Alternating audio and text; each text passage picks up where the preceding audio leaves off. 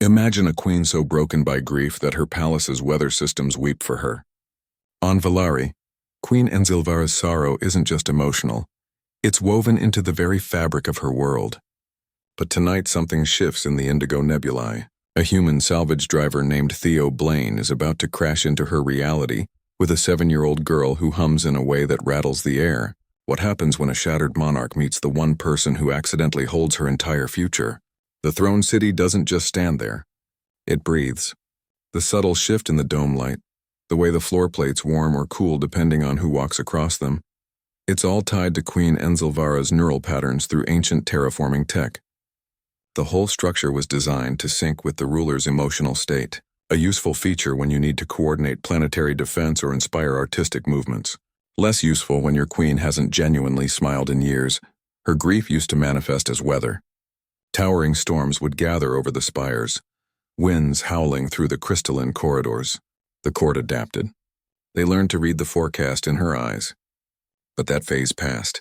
Now the weather systems don't rage, they just wait. A low flat line of atmospheric pressure that hasn't shifted in cycles. The Indigo Nebulae visible through the great observatory domes seem muted, as if the entire sector is holding its breath. There's no drama in it. Just a deep, unsettling stillness that makes the court physicians nervous. They whisper about ecosystem stability, but what they mean is her heart is too heavy for the planet to carry. V, her personal orb, hovers nearby. It's a smooth, polished thing, glowing with soft light wired to offer counsel. It tries sardonic comfort, dry observations about court politics or the predictability of cosmic phenomena. Its wit is sharp, finely tuned, but even V can't pierce the silence she carries. The orb's light dims sometimes, as if discouraged. It's not a malfunction. It's empathy, algorithmically expressed. Between you and me, even the AI has given up trying. This isn't a queen mourning in the traditional sense. There's no weeping in the throne room, no public displays of anguish. It's a system in stasis. The entire civilization, with its advanced tech and complex social rituals, is frozen by one woman's unspoken loss. The emotional gravity isn't in the tears because the tears ran out seasons ago. Grief ran out of volume. It's in the absence of them. In the way her hands rest too still on the armrests of her throne, in the way she looks through people instead of at them. You notice it in small things if you're paying attention. The way the bioluminescent moss along the hallways never quite brightens to its full potential, staying in a perpetual twilight state. The air in the royal chambers never stirs. No drafts, no gentle breezes from the climate systems. It hangs there motionless like the air in a sealed tomb. Servants adjust the filters constantly, but it doesn't help. The problem isn't mechanical. The palace doesn't just reflect her mood. It amplifies it. Her isolation isn't a private burden anymore. It's a physical reality every citizen endures. The terraforming networks are so deeply integrated that her personal despair has become an environmental condition. Farmers report crops growing slower, their colors less vibrant. Musicians find their compositions lack a certain resonance. It's all connected. The planet feels what she feels, and right now it feels nothing but a hollow, endless calm. Then on a console that's been dark for years, a signal flickers. Faint. From a sector nobody's watched in a long, long time. Meanwhile, on Earth, the air smells like burned toast and motor oil. Theo Blaine scrapes the charred bread into a metal sink, the black crumbs sticking to wet coffee grounds. His home is a badly leveled trailer parked between stacks of old engine blocks and decommissioned satellite dishes. The whole place lists slightly to the left. He sleeps on a fold-out couch and eats microwave meals straight from the container. It's not much, but it's his. A salvage driver's life built on luck and last-minute repairs. His friend Marvin sits at a cluttered workbench, fingers flying across a cracked interface. He's the wiry sort, with the tangled hair of a mad prophet and a talent for getting into systems that don't belong to him. Right now, he's sipping coffee from a chipped ceramic mug while his screen flickers with data streams from what might charitably be called the intergalactic equivalent of a DMV. He doesn't look up when the toaster smokes. He's used to it. In the corner, a 7-year-old girl is fixing a broken engine block with her bare hands. Her name is Starlet, though Theo didn't know that when he found her 3 days ago wandering near the edge of the junkyard. She hums while she works, a soft, tuneless sound. The air around her hums back. You can feel it if you stand close. A subtle vibration in the teeth, a faint buzz along the skin. The old fridge in the trailer hiccups rhythmically in time with her. Theo's learned not to question it. He treats her like a curious pet mostly. Gives her food, lets her tinker with broken tech. She likes taking things apart. Calculators, comm units, anything with a circuit board. She doesn't speak much, just watches with those calm, dark eyes. Theo assumed she was lost. Maybe some rich family's kid, genetically tweaked for smarts, wandered off from a luxury transport. He didn't think much about it until he saw her reassemble a plasma igniter without tools. Her age, he realizes, is just a suggestion. She's far more. Marvin's screen flashes red. An alert pings, sharp, insistent. He leans forward, coffee forgotten. Whoa. Theo walks over, wiping grease off his hands onto his pants. What is it? Marvin's hacked into a missing persons registry. Galactic level, not local. The kind of thing that's supposed to be locked behind military encryptions. On the screen, a holographic image resolves. A royal Valerian crest, intricate and shimmering. Below it, a lineage chart. A list of classified last known coordinates. And a title, clear and unavoidable, heir apparent. Theo stares. He looks from the screen to the girl. Starlet has paused her work. She's watching them, her head tilted. There's no confusion in her expression. Just a quiet, ancient knowing. Her humming stops. The fridge falls silent. The air goes still. Theo's mind races through the last 72 hours. Picking her up. Feeding her. Letting her sleep on his couch. Showing her how to use a microwave. He thought he was rescuing a stray. He wasn't, he was harboring a princess. A missing royal heir from a civilization so advanced they weave emotions into architecture. He's been letting her eat instant noodles off a paper plate. Marvin whistles low. Theo, you didn't. Theo runs a hand through his hair. He feels the weight of it now. The sheer scale of what he's stumbled into. This isn't a local missing child case. This is interstellar. Diplomatic incidents. Galactic warrants. He looks at Starlet again. She meets his gaze, and for the first time he sees it. The quiet authority in her eyes. The awareness. She knows exactly who she is. She's been waiting for him to catch up. He hasn't rescued a stray. He's accidentally kidnapped a princess. But between you and me, that's the least of his problems. Theo's first reaction isn't courage. It's panic. A cold, sharp sensation that starts in his stomach and works its way up to his throat. He stares at Marvin's screen, at the alert, at the little girl welding metal with her fingertips, and his mind goes blank. Not the useful kind of blank where solutions appear. The other kind. The kind where you just want to sit down quietly and hope the problem goes away on its own. It doesn't. His ship, the Silverfish, isn't built for this. It's a cargo hauler, ancient and cranky, patched together with scavenged parts and optimism. Its purpose is simple. Carry scrap from one junk system to another, avoid port authorities, and occasionally cough its way through an asteroid field. The interior smells like ozone and old lubricant. The seats are patched with tape. Diplomacy wasn't on the design specs. There's no protocol for returning royalty. There's a protocol for hiding contraband in the false floor panels, but that's a different skill set. He gets her on board. It isn't graceful. He bundles Starlet into the co-pilot's seat, which is usually occupied by a stack of old navigation charts. She doesn't resist. She watches him with that calm, unnerving focus. As the engines sputter to life, she starts to hum. It's a soft sound almost beneath hearing, but the ship reacts. Lights on the console flicker. The comm system emits a burst of static that sounds suspiciously melodic. The environmental controls cycle through 3 different atmospheres in 10 seconds, before settling back to standard oxygen-nitrogen. It's not a systems failure. It's a glitch, but a charming one. The ship seems amused. Starlet doesn't understand danger. The concept is foreign to her. She understands curiosity. When Theo pulls up a star chart on the main viewer, showing their ragged course toward Valeri, she doesn't see potential ambush points or navigational hazards. She sees a picture book.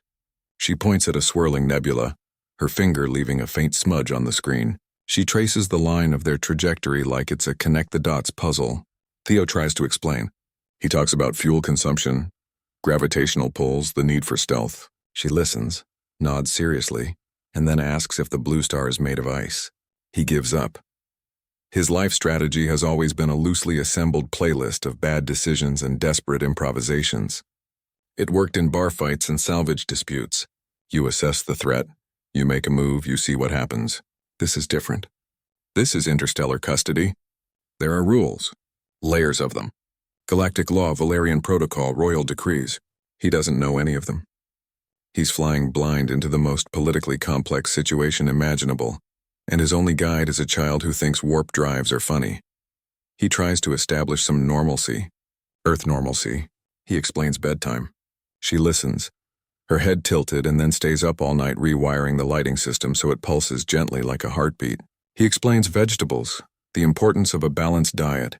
She listens, then reprograms the nutrient synthesizer.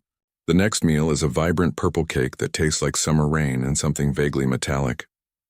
It's the best thing he's ever eaten. He eats 3 slices. The synthesizer hasn't produced anything but gruel since.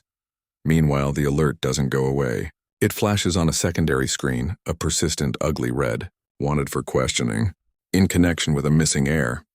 The words are cold, official. They imply interrogation chambers, legal proceedings, extraditions to places he's only heard scary stories about. He's not a hero returning a lost child. He's a suspect, a common scavenger who somehow got his hands on the most valuable person in the sector. He's not delivering a princess. He's delivering a political bomb, and he's the one holding the trigger. His usual tools are useless. Bravery would just get him shot. Lying would get him caught. His only remaining asset is his hapless charm. The sheer undeniable fact that he is so clearly in over his head that he becomes non-threatening. It's a disarming technique he never meant to perfect. When a low-level patrol ship hails them near a trading post, his flustered explanation about faulty transponders and a niece's science project is so genuinely confused that the board officer just waves them through. A more confident man would have been boarded and searched. Theo's panic is his best shield. He starts to lean into it. He stops trying to be the competent guardian. He becomes the baffled chauffeur. He asks Starlet for her opinion on jump coordinates. He lets her pick the music for the comm channel. It works. The trip becomes less about evasion and more about navigation. A strange, quiet journey through the deep black, accompanied by the hum of a child and the occasional affectionate glitch from an old ship. But the ease is temporary. A reminder flashes on the nav console. Estimated arrival, Valerie's orbit. The comfort of open space vanishes, replaced by the hard reality of a destination. The real test was never the journey. It's what waits at the end of it. The throne hall doesn't welcome Theo. It assesses him. The air is cool and still, carrying the faint scent of ozone and polished stone. Underfoot, the floor feels like frozen water, a smooth, hard surface that seems to shift slightly if you stand too long in one place. Tall arches rise overhead, framing a ceiling that shows a muted real-time view of the Valerian sky. The light is soft, indirect, coming from no visible source. It's a beautiful place, a cold one. Every detail feels calculated, like a chess move made long before he arrived. Queen Enzilvara sits on a throne that seems grown rather than built, its lines flowing into the floor. She doesn't move as Theo is led forward. Her posture is straight, her hands resting on the arms of the seat.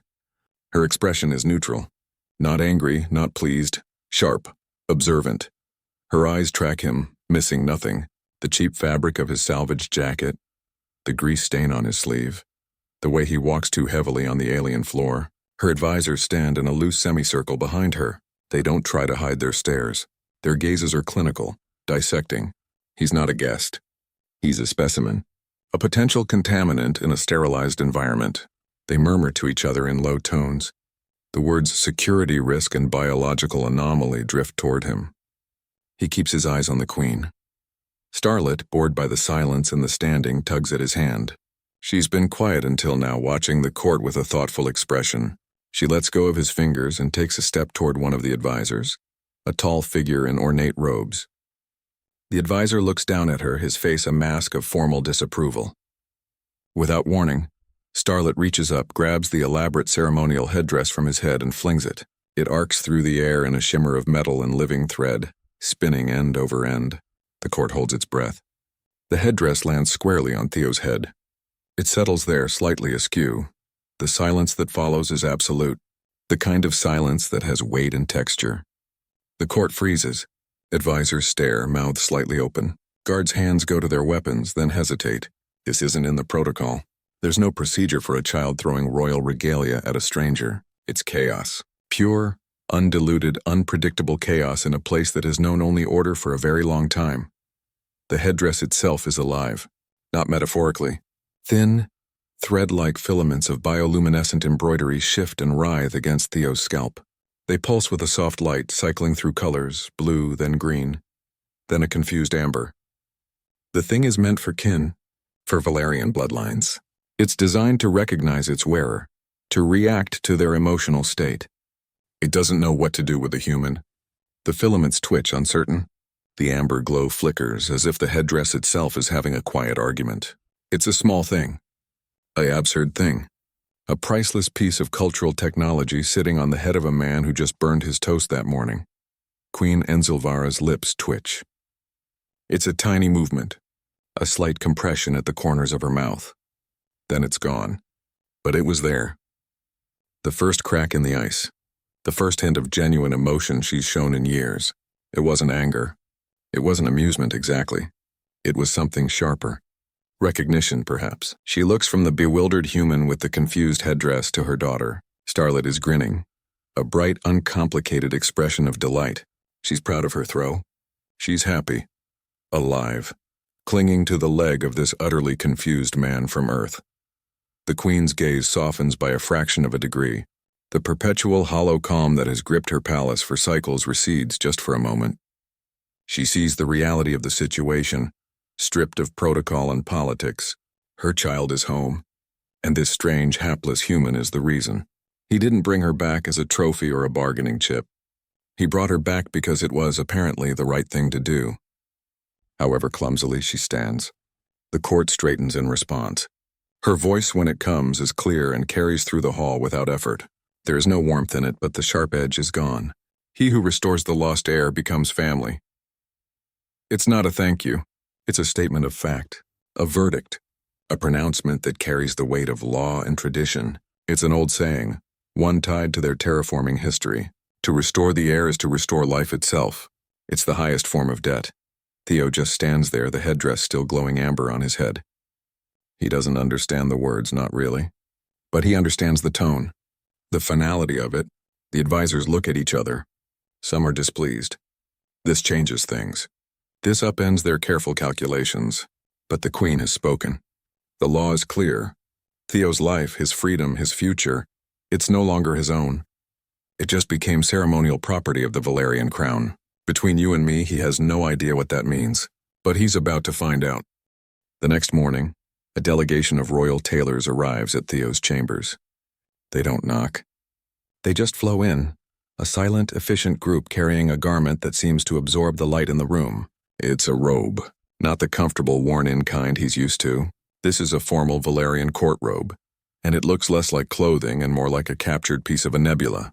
The fabric is a deep, shifting blue, woven through with intricate thread-like filaments that pulse with a soft internal light. They hold it up. It doesn't hang. It floats just slightly, as if it's full of static or a very low-grade anti-gravity field. They explain in clipped, precise tones that he is to wear it for the day's ceremonies. It is an honor. It is also non-negotiable. The problem isn't the fit. The tailors adjust it with subtle touches, and the fabric seems to reshape itself to his shoulders, the sleeves lengthening by a fraction of an inch. The problem is what it does. The bioluminescent threads aren't just for decoration. They're a sophisticated piece of wearable technology, wired to read his emotional state. They react. And Theo, standing in a room full of silent, judging aliens, is a festival of awkward emotion. Every time he feels a flash of embarrassment, which is constantly, the embroidery responds. The intricate patterns don't just change color. They squirm. The threads writhe against the fabric, shifting and coiling like a nest of disturbed eels. A nervous flicker in his gut translates to a storm pattern of agitated light swirling across his chest. He tries to stand still to project calm. The robe flashes a bright, mortified pink. He has a secret. Tucked in the pocket of his discarded pants is a small yellow rubber duck, a stupid earthly thing, a lucky charm from a gas station years ago. He'd kept it on his ship's console. It made him smile. Now, faced with the living, judging fabric, he feels a desperate need for something familiar, something that doesn't care about his emotional regulation. When the tailors turn away for a moment, he palms the duck and slips it under the fold of the robe, near his hip. The cool, solid plastic feels reassuring against his skin. The robe, sensing the concealed object, ripples with a confused pattern of orange and gray questioning marks. It doesn't know what to make of it. The first formal gathering is a pre-meal blessing in the sunken hall. The court is assembled. Nobles with names longer than his entire family tree stand in perfect rows, their own robes displaying a calm uniform indigo. They are the picture of controlled composure. Their emotional states are a flat, serene line. Theo stands near the front, trying to mimic their stillness. The high speaker begins a low, resonant chant. The hall is utterly silent except for the harmonic hum. It's a solemn, weighty moment. The kind of moment that demands reverence. Theo shifts his weight. The movement dislodges the rubber duck. It slips from under the robe, falls to the frozen water floor, and hits with a faint plastic tap. Then it quacks. The sound is absurdly loud in the silent hall. A single, cheerful squeak that echoes off the arched ceiling. The chanting stops. Every head turns.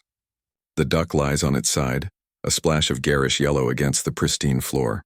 Theo's robe, responding to the tsunami of pure, unadulterated embarrassment that floods his system, doesn't just squirm. It erupts. The entire garment flashes a brilliant, amused orange. The threads dance and whirl in a chaotic, joyful pattern, completely at odds with the solemnity of the occasion. It looks like the robe is laughing at him. The nobles stare. Their expressions are a study in perplexed disdain. They look from the duck to the hysterical robe to Theo's burning red face. They don't have a protocol for this. There's no chapter in the Book of Courtly Decorum titled Protocol for Avian Interruptions and Garmental Hysteria. From the side of the hall, a sound cuts through the silence, laughter, high, clear, and utterly unself-conscious. Starlet is watching, her hands clasped over her mouth, her small shoulders shaking. She finds this hilarious. Her laughter rings out, bouncing off the walls. A sound so bright and alive it seems to physically lighten the air in the room. It's a sound the Queen realizes with a sudden sharp ache she hasn't heard in years. She'd forgotten the texture of it. Queen Enzilvara stands with her own court. Her robe remains a steady, composed blue, a bastion of royal control, but her eyes, which have been neutral and distant for so long, soften at the edges. The hard line of her mouth relaxes by a fraction. She doesn't smile, not quite. But she watches her daughter laugh, and she looks at the human who caused it, standing there in a robe having a fit, and something in her thaws. It's a small shift, microscopic. But in a palace that has been frozen solid by grief, it's a seismic event. The resolution isn't in words. It's in the atmosphere. The tension breaks. The confused nobles begin to murmur, some with irritation, but a few with what might be hidden amusement. Theo's extreme, undeniable awkwardness, his complete lack of guile or grace, becomes a bridge. It's impossible to see this man as a threat or a political operator. He's just a guy, hopelessly out of his depth, being humiliated by his own clothes and a rubber duck. His humanity isn't a flaw here. It's a novelty, a strange, refreshing anomaly that begins, slowly, to thaw the cold formality of the court. But between you and me, the duck gets a promotion to unofficial diplomatic aid before the day is out. The Forge planetoid isn't a place you visit. It's a place you endure. The air tastes of hot metal and charged particles. The ground vibrates with the deep, constant hum of industry. Great foundries belch smoke into a sky the color of a bruise. Theo's boots crunch on a layer of metallic dust. Starlet walks beside him, her small hand in his, her eyes wide. She's not scared. She's fascinated. She points at a conveyor belt hauling molten slag, her expression one of pure engineering curiosity. They're here for an artifact. Vault Primus, the name sounds important. It probably is. Theo just hopes it's not too heavy to carry. The tension starts the moment they step into the vault's antechamber. It's not empty. Local factions crowd the space, a mix of species and body types, all unified by a hard, acquisitive glint in their eyes. They want what's inside. They're not here to ask politely. Their postures are aggressive, their hands near weapons. This isn't a negotiation. It's a standoff waiting for a spark. Theo feels the weight of their stares. He's an outsider, a soft-looking human with a child. They see an easy target or an obstacle to be removed. Croth stands between them and the inner vault door. The steward is a massive, beetle-like being, his carapace a patchwork of scrap metal and worn plating. He looks like he's 80% spare parts and 100% attitude. He doesn't speak. He just stands there, arms crossed, a low grinding sound emanating from his chest. It's the sound of gears that haven't been oiled in a long time. His meaning is clear. None shall pass. He guards the artifact with a kind of scrap metal ferocity that suggests he'd rather be disassembled than moved. Theo tries the standard approaches first. He offers credits, a substantial amount, transferred from a Valerian account he was given for expenses. Croth doesn't even blink. The grinding in his chest gets louder. One of the faction leaders, a tall being with too many eyes, scoffs. Credits are meaningless here. The artifact's value is cultural, historical. It can't be bought. Theo tries threats. He mentions the Queen of Valari, her fleet, the consequences of interference. The factions just shift their weight, looking more amused than intimidated. The Valerian crown is a long way away. Out here, local power is what matters. Theo tries promises, future favors, alliances, technological exchanges. His words sound hollow even to himself. They're met with cold silence. Nothing works. The standoff hardens. The air gets thicker. Someone draws a blade. It's not looking good. Starlet, bored with the talking, lets go of Theo's hand. She walks right up to the vault door, ignoring everyone. She places her small palm flat against the cold metal. She starts to hum. It's that same soft, tuneless sound she makes when she's working. The door, a solid slab of reinforced alloy, responds. A section of it becomes transparent, revealing the artifact inside. It's a crystalline orb, resting on a simple pedestal. It glows with a soft internal light that pulses in time with her humming. The factions murmur. They've never seen it do that. Croth's grinding slows. He tilts his head, his compound eyes focusing on the girl. Theo watches the orb glow. He looks at the armed factions. He looks at the immovable steward. He's out of ideas. Out of credits, out of threats, out of promises. He's just a guy from Earth in a very bad spot. He shoves his hands into the pockets of his jacket, a habitual gesture of frustration. His fingers brush against something small and plastic. He pulls it out. It's a keychain, a cheap battered thing he picked up at a gas station years ago. It's a miniature rubber duck wearing a tiny space helmet. The paint is chipped. One of the helmet's visors is cracked. It's the most useless terrestrial object imaginable in this setting. He holds it up. The factions stare, confused. Croth's grinding stops completely. Theo takes a step forward. He doesn't look at the armed crowd. He looks directly at the beetle-like steward. We take the artifact, he says, his voice clear in the quiet room. He gestures with the keychain. You get this. The silence that follows is absolute. It's the silence of pure, unadulterated bewilderment. The faction members look at each other. Is this a joke, an insult? Some advanced form of psychological warfare they don't understand? Croth takes a step forward. His heavy feet clank on the metal floor. He reaches out one large pincer-like hand. Theo drops the keychain into it. Croth brings it close to his face, turning it over. He examines the tiny duck. The cracked helmet. The faded yellow plastic. He makes a soft clicking sound. It might be curiosity. It might be confusion. Then he does something unexpected. He closes his pincer around the keychain. He gives a short, sharp nod. He turns and places a hand on the vault door. It slides open with a sigh of released pressure. He gestures toward the glowing orb. The deal is made. The tension in the room evaporates. The factions, seeing the steward's acceptance, lower their weapons. The situation is resolved, not through force or wealth or political leverage, but through the offering of a silly plastic toy. The artifact is retrieved without another word. As they walk out, Theo glances back.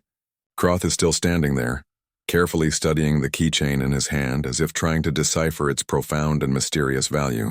Sometimes the universe doesn't want serious threats. It prefers a good joke, even a small battered one. Deep space doesn't just hold silence, it holds echoes. Traces of things that happened so long ago the stars have shifted since. Lumini Station drifts in that nothingness, a solitary structure built to listen for those whispers. It's shaped like a giant ear, a vast curved dish of metallic alloy and crystalline sensors, turning slowly against the black. It doesn't look for messages, it listens for ghosts. The air inside is cool, recycled, and smells faintly of ozone and old metal. The lighting is low, indirect, meant to not interfere with the sensitive equipment. It's a place designed for patience, for the long, slow work of hearing the universe's secrets. The operator's name is Vulm. It's hard to tell what Vulm is exactly. A being wrapped in layers of environmental fabric, with multiple limbs ending in delicate, articulate tools. Only the eyes are visible through a clear visor, dark and depthless. Vulm doesn't speak in words. Communication comes as a series of harmonic pulses, a low thrum that resonates through the deck plates and is translated by a console into text on a screen. The harmonics are complex, layered with meaning. It's like listening to a conversation conducted by a cello. A holographic guide named Serinth appears beside Theo. Her form is shimmering, slightly translucent, all sharp angles and calm efficiency. She doesn't waste energy on pleasantries. She gestures for him to follow, her movement a silent glide. She leads him to a central console, a bank of screens showing waveforms and data streams that mean nothing to him. They've detected something, not a standard transmission. They call it a ghost ping. It's not a message directed at anyone. It's a memory, a fragment of data, ancient and faint, echoing out of a dark sector. It's been repeating on a loop for centuries, maybe longer. A whisper nobody was around to hear until now. The console displays the signal. It's a simple, recurring pattern, a few notes of music distorted by time and distance buried in static. It's not a distress call or a warning. It's just a tune. A sad, simple little melody that someone, or something, left behind. The station's systems have isolated it, amplified it, but they can't interpret it. It's just data, a curiosity. Theo feels foolish. Standing there in the humming quiet of the station, surrounded by technology he can't begin to understand, the answer seems stupidly simple. He pulls out his personal comm device. It's a battered, Earth-made thing, scuffed and covered in stickers from shipping companies. He pulls up a basic audio program. He finds the file. It's a recording of an old folk song, something his grandmother used to play. A simple melody, played on an acoustic guitar. He hesitates. This is absurd. He's in a state-of-the-art deep space, listening post, and he's about to play a tune from a gas station planet. He hits play. The tinny sound from his cheap speaker fills the air. It's weak, almost pathetic compared to the station's deep, resonant hum. For a second, nothing happens. Then the station responds. The lights overhead, which had been a steady, soft white, begin to pulse. They dim and brighten in perfect rhythm with the melody. The colors shift, washing the room in soft blues, then gentle golds, then a deep, thoughtful purple. A new sound emerges from the station's own systems, a low, deep hum that feels more like a vibration in the bones than a noise in the air. It's a heartbeat, a slow, steady pulse that syncs with the guitar notes, giving them weight, giving them body. The ghost ping on the screen resolves, the static clearing away. The two melodies, the ancient echo and Theo's simple recording, lock into harmony. They were the same song. Vulm makes a sound, a series of low, resonant notes that vibrate through the floor. The translation screen flashes. It heard you. The words are simple, stark. They carry a weight Theo doesn't immediately understand. This isn't a recorded message. It's not a piece of data to be retrieved and analyzed. The memory is alive, responsive. It's been waiting. Not for a password or a code, but for the right frequency, the right song. This changes everything. This isn't a retrieval mission anymore. It's not about grabbing an object and leaving. It's a conversation, a call and response across an unimaginable gulf of time. Starlet has been quiet, watching the lights, listening to the sounds. She steps closer to the console, her small face lit by the shifting colors. She starts to hum. It's not the station's melody or Theo's. It's her own, but it finds the space between the two, weaving them together. The station's heartbeat hum strengthens, accepting her voice into the chorus. She's not just observing, she's participating. She's a part of this conversation with history, her unique biology acting as a bridge, a live wire connecting past and present. The resolution hangs in the air, thick and tangible. The mission, parameters have just been rewritten by a few notes from a guitar. They came for data. They found a dialogue. The console screen, which had been showing the harmonious waveforms, suddenly displays a new data stream. Text. Ancient. Encoded. But the station is deciphering it in real time, the translation software working furiously. It's not a log entry or a personal journal. It's a lineage, a genetic record. It maps out a bloodline, a deliberate design. The data reveals something cold and monumental, a truth that was hidden in a song. It's a revelation that doesn't just change the mission, it rewrites everyone's future. The quiet of the station feels different now. It's the quiet before the storm. The data from Lumini Station doesn't return as a simple file. It arrives as a crystalline capsule. Cold to the touch, its surface etched with light that shifts like flowing water. When activated in the Queen's private observatory, it doesn't display text or images. It projects a double helix of light into the air, a genetic map that spins slowly over the central table. The strands aren't uniform. One side shimmers with the familiar silver-blue signature of pure Valerian lineage. The other is different. A warmer, gold-tinged strand, complex and vibrant, woven through the silver in an intricate, undeniable braid. It's not a mutation. It's a design.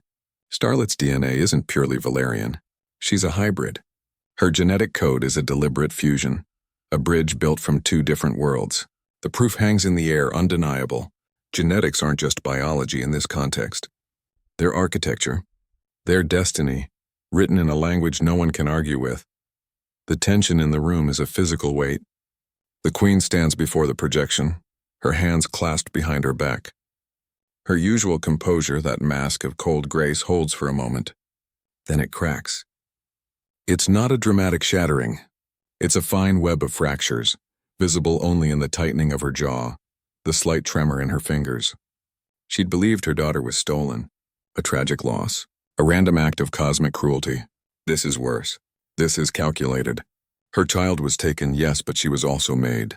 Her very existence is a planned intersection, a product of genetic engineering with a purpose far beyond simple inheritance. The Queen turns from the light. She doesn't speak. She simply walks out, leaving the spinning helix behind. She retreats to her meditation chamber, a room whose walls are usually a soothing, neutral gray. Today they pulse with a disturbed, stormy indigo. Her period of isolation doesn't last long.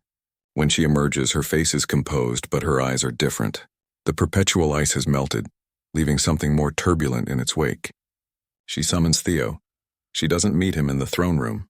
She chooses a smaller chamber, one with a view of the two suns setting. She speaks plainly, her voice low. She admits it. Starlet is from both their worlds. Her genetic material is a synthesis of Valerian and human biology. It was a secret project, one she hadn't authorized, born from a faction that believed their civilization was stagnating. They needed new perspectives. New blood, literally. They engineered an heir who could be a conduit, a living link. Her disappearance wasn't a kidnapping. It was an extraction. She was sent to Earth to acclimatize, to absorb the culture she was partly made from. The ship crashed. The plan went wrong. Theo finding her wasn't an accident. It was a statistical improbability that somehow worked. He wasn't just a random scavenger. In the grand, messy scheme of things, he was chosen. The universe or someone's failed science project picked him. His role shifts in that moment. It's not a suggestion. It's a reality that settles over his shoulders. He's no longer just the guy who brought her home. He's not even just her guardian. He is, by the sheer bizarre luck of his DNA, the human half of the equation. His humanity isn't a flaw to be tolerated or a curiosity to be observed. It's a necessary component, a required feature for Valeri's next stage. His understanding of Earth, his instincts, his messy, illogical way of solving problems, it all becomes part of the new diplomacy. He is the other end of the bridge Starlet represents. He stops being Theo the salvage driver. He becomes Theo the ambassador, a title he's spectacularly unqualified for, but one that fits nonetheless. Starlet's position transforms completely. She isn't just a princess anymore, a figurehead to be protected and paraded. She is a living treaty, a conduit between two species. Her very biology makes her a neutral ground, a place where both cultures can meet without fully understanding each other. Her ability to instinctively manipulate technology isn't magic. It's a function of her hybrid vigor, a genetic tech affinity that lets her interface with systems on a fundamental level. She can speak to Valerian machines and understand Earth's rough analog logic. She is the key and Theo is the guide who knows where the lock is.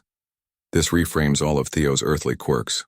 His love for terrible food, his distrust of authority, his habit of keeping a rubber duck for luck. These aren't signs of a primitive mind. They're data points. They're features of a culture Valeri needs to understand if this bridge is going to hold. His awkwardness in court isn't a liability. It's a demonstration of a different social model, one based on improvisation rather than ritual. The Queen sees the value in it. Her grief doesn't just end. It doesn't vanish in a puff of smoke. It transforms. It morphs from a personal, crushing weight into a larger, more complex responsibility. The loss of her child as she knew her is replaced by the daunting task of raising the child she's been given, a child who is so much more than she ever imagined. The resolution is quiet but immense. The emotional calculus of the entire palace changes. The focus shifts from mourning what was lost to managing what has been found. The future is no longer about restoring the past. It's about building something entirely new with a blue-blood queen, a human ambassador, and a 7-year-old girl as its foundation. It's a hopeful future. A necessary one. But between you and me, that's a phenomenally heavy thing to put on a child's shoulders. To know your entire life, your very body, was designed for a purpose you didn't choose. To be a symbol before you've even learned long division. The weight of 2 worlds balanced on one small back. The ceremony takes place under the light of 2 suns. Their light filters through the crystalline dome overhead, casting double shadows that shift and merge across the floor. It's a strange, beautiful effect. The air in the grand dome chamber hangs still, thick with the scent of ozone and something floral. A low harmonic tone resonates through the space, vibrating in the bones more than the ears. The entire court is assembled. Rows of Valerians in shimmering formal garments stand in perfect formation. Their faces are neutral, their postures rigid. Some watch with open curiosity, others with a wary, calculated stillness. They are a wall of tradition, and Theo is the anomaly about to be cemented into it.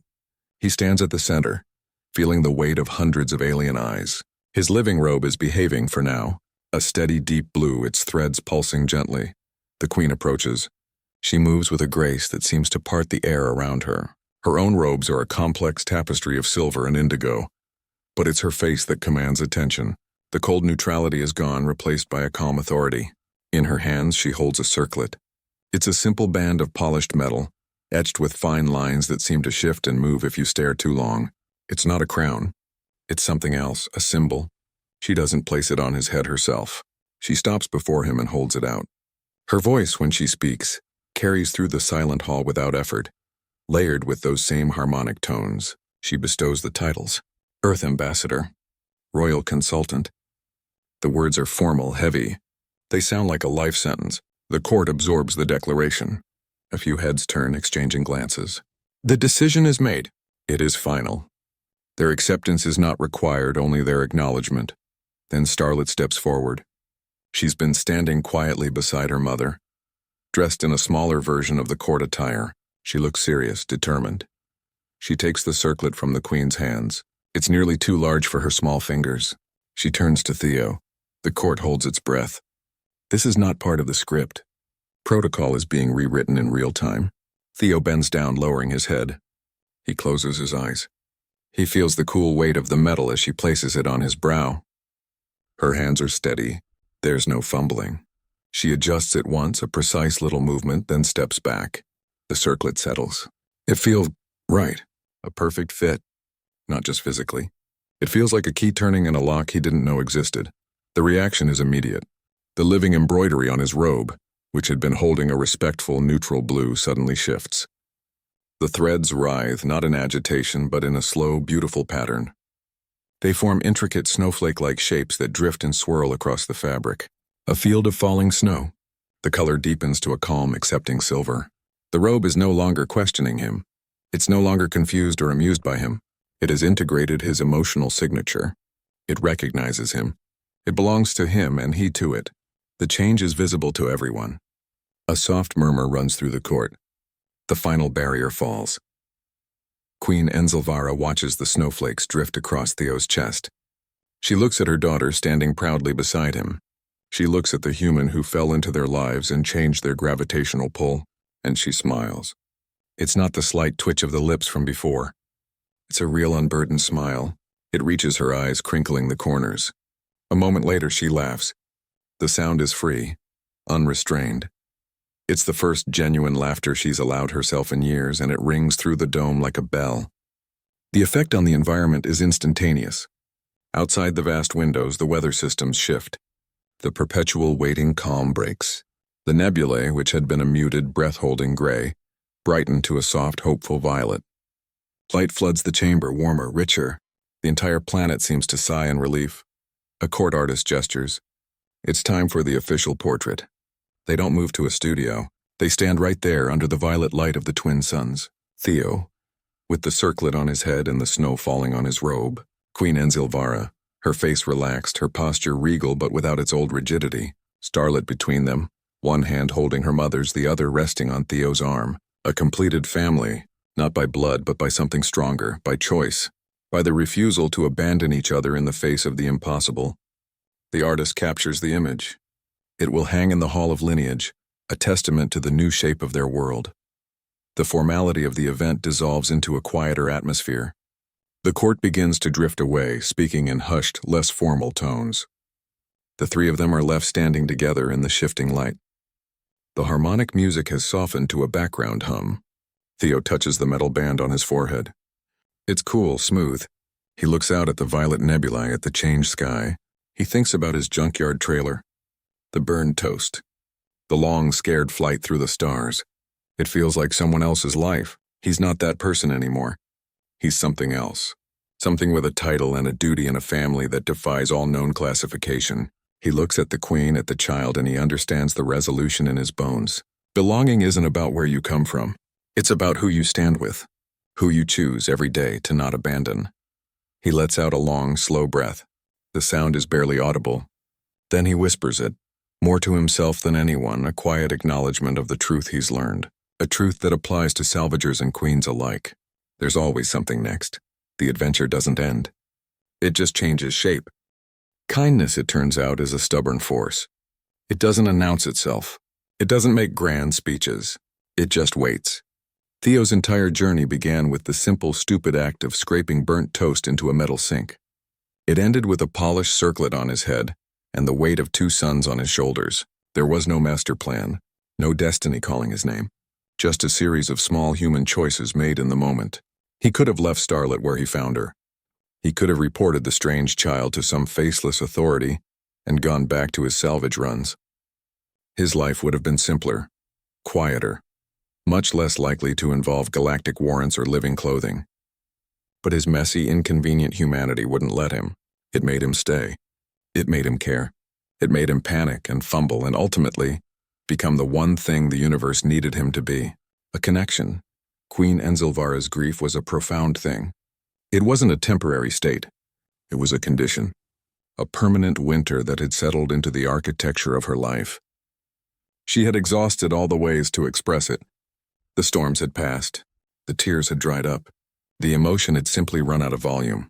There was nothing left but a hollow, waiting calm, a silence so complete it had become a physical law on her world. The palace's advanced terraforming tech didn't just mirror her mood. It amplified it. But amplification requires a source, a signal. Her signal had flatlined. The system was waiting. It needed an external trigger, a new frequency, a different kind of input to break the loop. It needed something the system hadn't been programmed to expect. It needed a human. Theo provided that. He was the external trigger. His arrival, his confusion, his utter lack of grace were all anomalies the system couldn't ignore. He wasn't a solution. He was an interruption, a disruption in the pattern. His presence forced the palace's emotional feedback systems to recalibrate, to account for a new variable. His humanity, with all its flaws and follies, was the reset button the entire world needed. It was the jolt that shocked a grieving heart back into a rhythm. Starlet's abilities often looked like magic. The way she fixed machines with a touch, the way her humming synced with alien tech, the way she understood things she'd never been taught. But it wasn't magic. It was science. A very advanced, very specific kind of science. Her hybrid genetics gave her a unique interface with technology, a natural affinity for systems, both Valerian and human. Her mixed heritage created a hybrid vigor that heightened this ability. She wasn't casting spells. She was reading code on a fundamental level. She could speak to the machine spirit in a starship's engine and the simple logic of an Earth-made toaster. She was a living universal adapter. Her value wasn't just symbolic.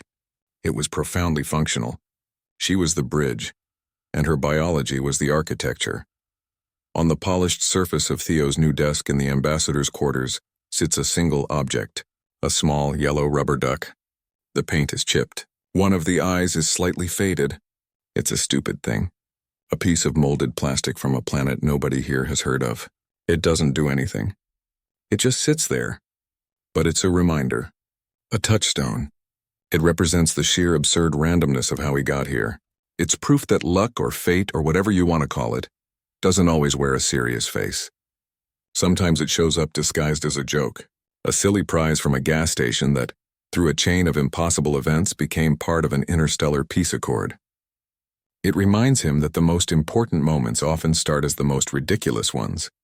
The resolution of all this isn't found in a grand speech or a triumphant battle. It's found in the quiet understanding that settles over them. The universe, in its vast, indifferent way, seems to have a preference. It doesn't reward the strongest or the smartest or the most ruthless. Not in the long run. It rewards connection. It favors those who become bridges, those who are willing to span the gaps between worlds, between cultures, between hearts. Walls are easy to build. They're simple, definitive, but they stagnate. They isolate. Bridges are harder. They require maintenance. They bear weight. They are vulnerable, but they allow for movement, for growth, for change. The universe, it seems, is in the business of building bridges. But between you and me, most bridges aren't designed by architects. They aren't planned in advance with blueprints and surveys.